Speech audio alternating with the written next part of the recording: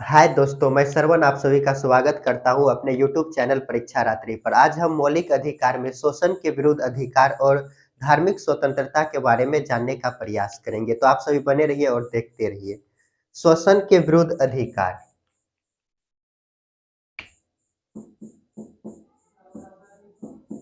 शोषण के विरुद्ध विरुद्ध अधिकार। जब हमारा शोषण हो रहा है तो हमें क्या अधिकार प्राप्त है? तो ये जो है कि आर्टिकल जो है कि 23 से 24, 23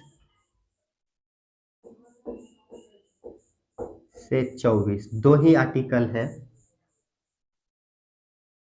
आर्टिकल 23 कहता है मानव व्यापार पर रोक। मानव व्यापार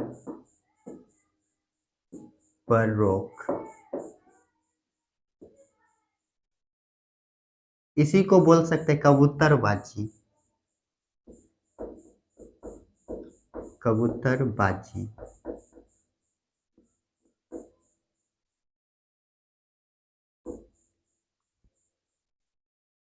इसी के तहत कहा गया बंधुआ मजदूरी नहीं करा सकते हैं।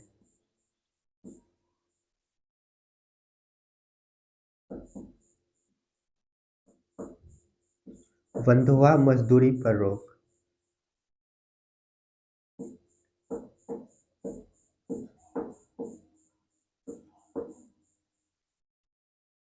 रोक। इसी को बेगार प्रथा कहा जाता है। बेगार प्रथा। बिना पैसा दिए कार्य कराना। बिना पैसा दिए मजदूरी कराना। मजदूरी कराना।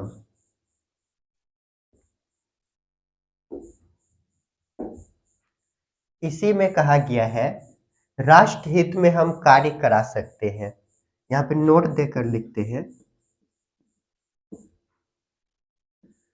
राष्ट्र हित में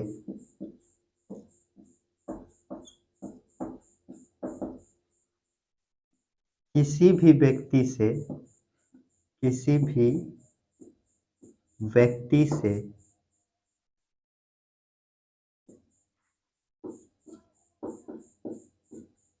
कार्य कराया जा सकता है।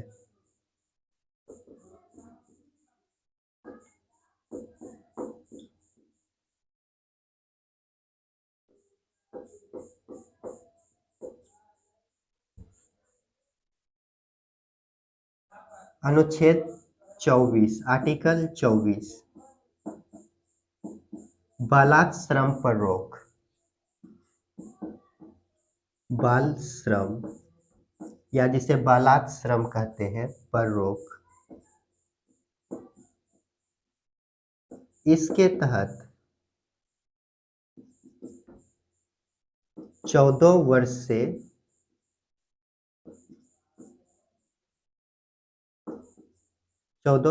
से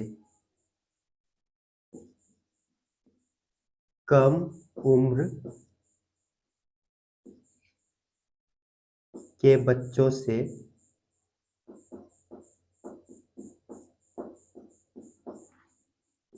किसी भी खतरनाक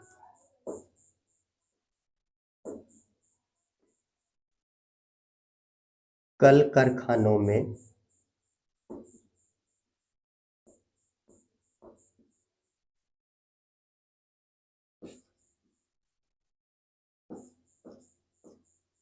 काम नहीं करा सकते।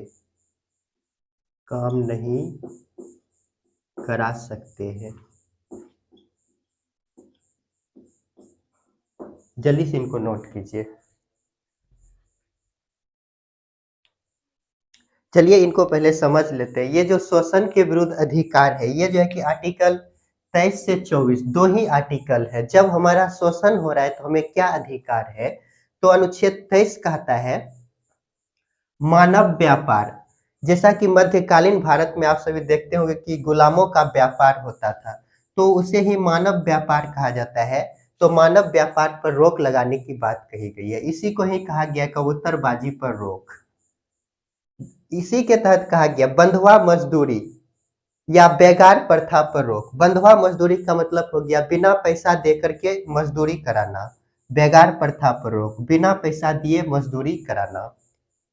यहाँ पे एक नोट लिखे हैं, यहाँ पर लिखा गया राष्ट्र हित में यानी कि देश के हित में किसी भी व्यक्ति से कार्य कराया जा सकता है बिना मजदूरी के। अनुच्छेद 24 कहता है बालात श्रम पर रोक, यानी कि 14 वर्ष से कम उम्र के बच्चों से हम किसी भी कल कारखाने में काम नहीं करा सकते हैं। खतरनाक कल कारखानों में कार्य नहीं करा सकते जो कि 14 वर्ष से कम आयु का है। तो जल्दी से इनको नोट कीजिए।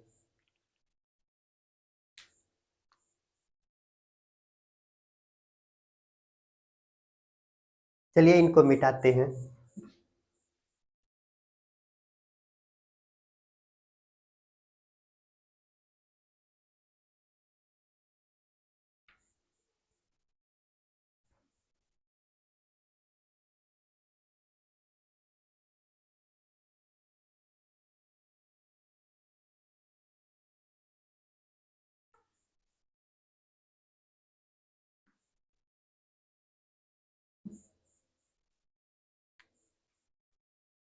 अगला है धार्मिक स्वतंत्रता। धार्मिक स्वतंत्रता, इसका जो वर्णन किया गया है अनुच्छेद 25 से लेकर 28 तक। अनुच्छेद 25 कहता है अनुच्छेद 25 सभी नागरिकों को अपने अपने धर्म को मानने का अधिकार है। सभी नागरिकों को अपने अपने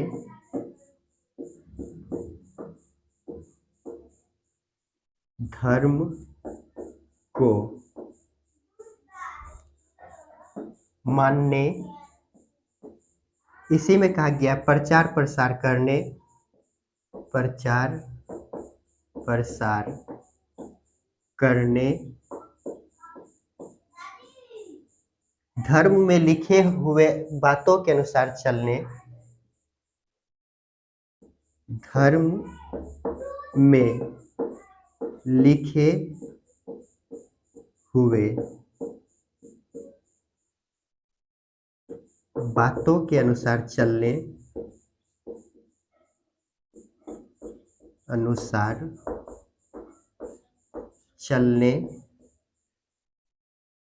अंतःकरण की स्वतंत्रता। अंतःकरण की स्वतंत्रता,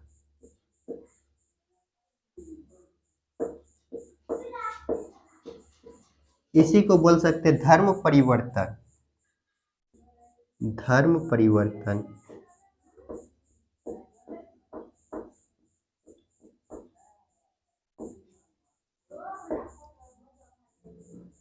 यहाँ पर कहा गया है किसी भी लालच में आकर धर्म को परिवर्तित नहीं कर सकते हैं। नोट,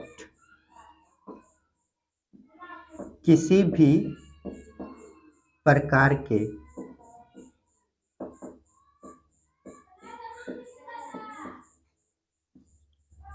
लालच में आकर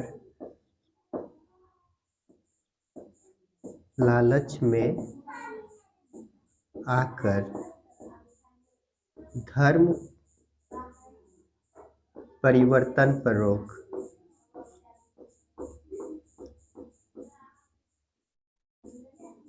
इसी के तहत कहा गया है हिंदू धर्म के मंदिर सभी धर्मों के लिए खुले रहेंगे। हिंदू धर्म के मंदिर सभी धर्म के लिए खुले रहेंगे। हिंदू धर्म में कौन आ जाएगा? सिख, ईसाई, जैन। सिख, ईसाई, जैन, बौद्ध,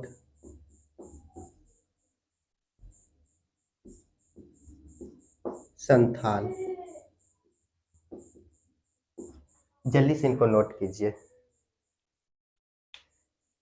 चलिए इनको समझ लेते हैं। आर्टिकल 25 जो है कि कहता है सभी नागरिकों को अपने अपने धर्म को मानने की स्वतंत्रता देते हैं, प्रचार प्रसार करने की स्वतंत्रता अपने धर्मों को, धर्म में लिखे हुए बातों के अनुसार चलने का अधिकार देता है, अंतःकरण की स्वतंत्रता अर्थात धर्म को परिवर्तन करने की स्वतंत्रता देता है। यहाँ पे नोट लिखा गया है, यहाँ पे कहा गया है किसी भी प्रकार के लालच में आकर धर्म परिवर्तन करने पर रोक।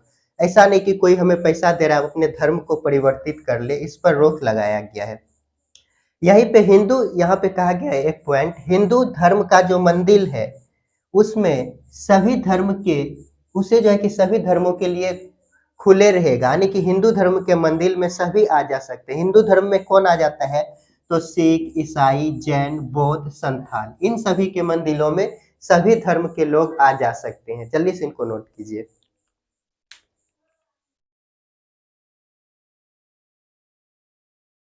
चलिए इनको मिटाते हैं।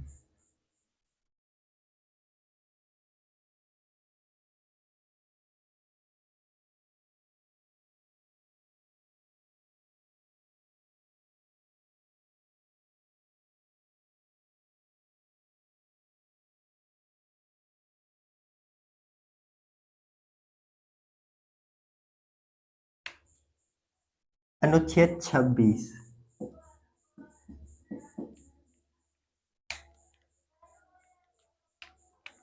सभी नागरिकों को धार्मिक प्रबंध करने का अधिकार है। सभी नागरिकों को धार्मिक प्रबंध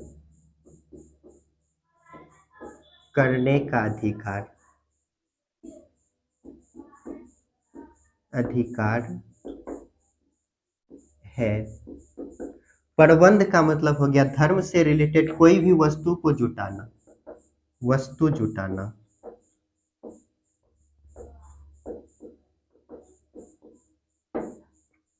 अनुच्छेद 27,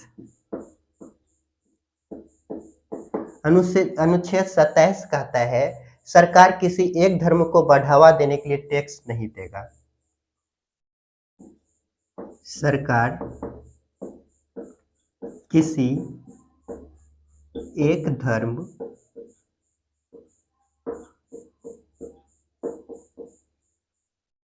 बढ़ावा देने के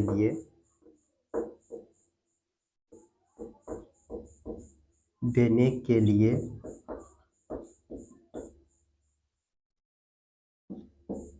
टैक्स नहीं देगा। जल्दी से इनको नोट कीजिए।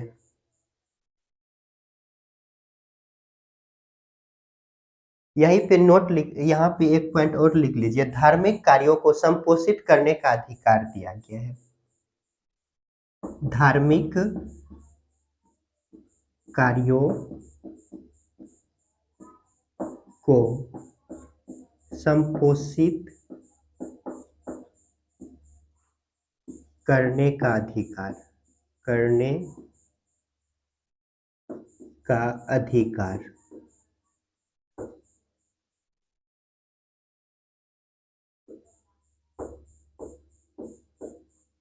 संपोषित करना यानी कि धार्मिक कार्यों में पैसे खर्च करने का अधिकार, पैसे खर्च करने का अधिकार।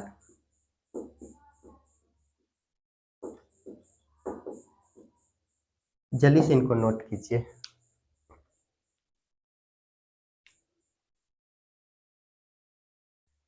चलिए इनको पहले समझ लेते हैं। अनुच्छेद 26 जो है यह कहता है सभी नागरिकों को धार्मिक प्रबंध करने का अधिकार है। धार्मिक प्रबंध का मतलब हो गया धार्मिक प्रोग्राम करने के लिए हम वस्तु सब जुटा सकते हैं। जो भी धार्मिक कार्य के वस्तु हैं वो सभी अधिकार दिए गए।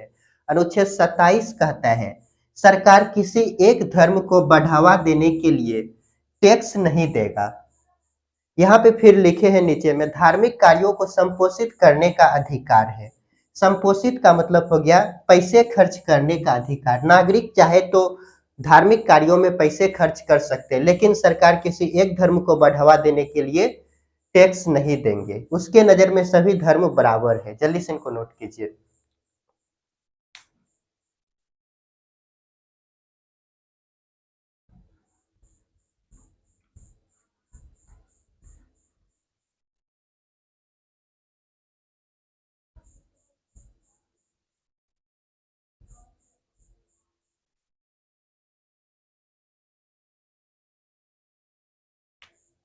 अनुच्छेद 28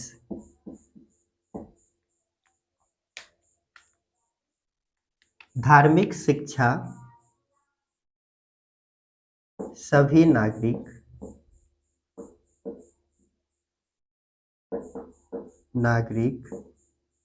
धार्मिक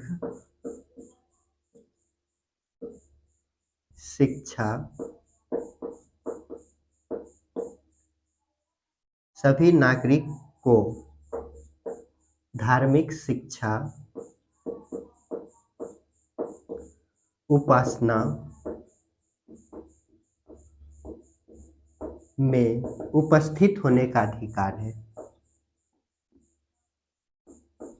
उपस्थित होने का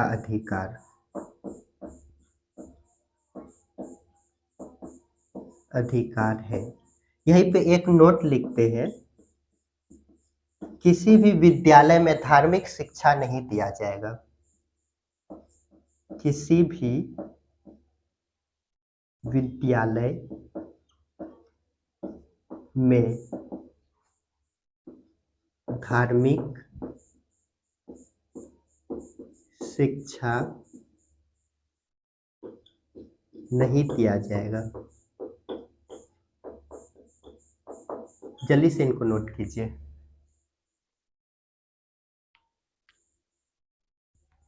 तो अनुच्छेद 28 क्या कहता है सभी नागरिकों को धार्मिक शिक्षा और उपासना में उपस्थित होने का अधिकार है।